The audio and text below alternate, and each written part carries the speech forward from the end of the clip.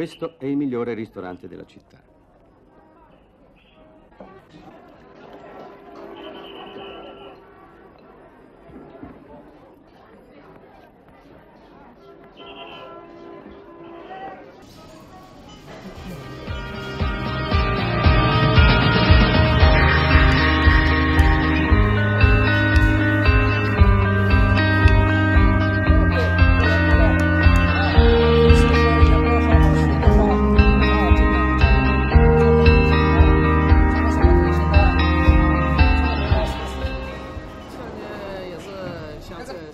差不多就是这个天气。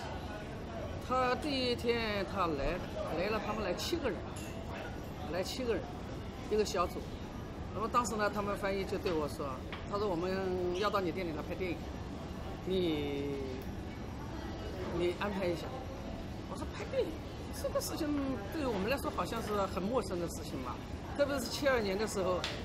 文化大革命过后，什么乱七八糟东西很乱的那个时候，后来当时有一个翻译对我说：“我们明天要到你这里拍电影，你不要告诉任何人。”我就没搞懂，我为什么不能告诉任何人？但是我想我做我的工作，我就把店里的职工啊都安排好，历史上有问题的啊，或者是平时人品不怎么的啊。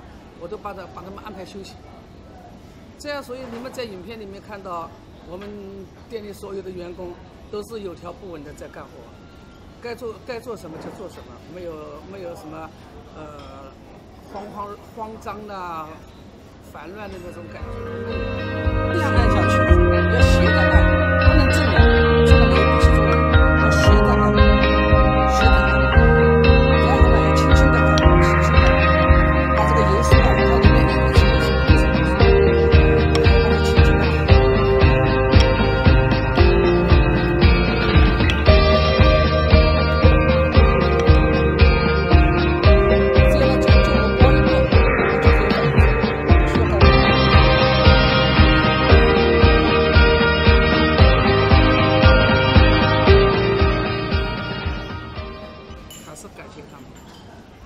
留下了宝贵的资料，还留下了我当年20来岁的姑娘的样子，真是也好，真的很有意思，想想真的很有意思。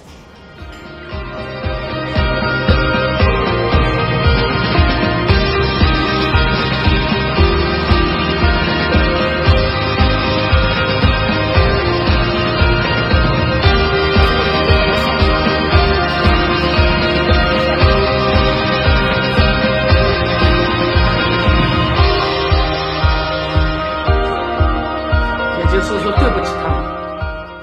还有那种最好笑的事情，现在感觉是好笑，当时来说不是好笑。每天我们上班之前，开始营业之前，每个人一本毛主席语录，为人民服务，下定决心不怕牺牲，排除万难去争取胜利。那个时候就是这样子的，每天早上开始之前，就是每个人要读毛主席语录。不管识字的不识字的，就是每天要带着群众一起。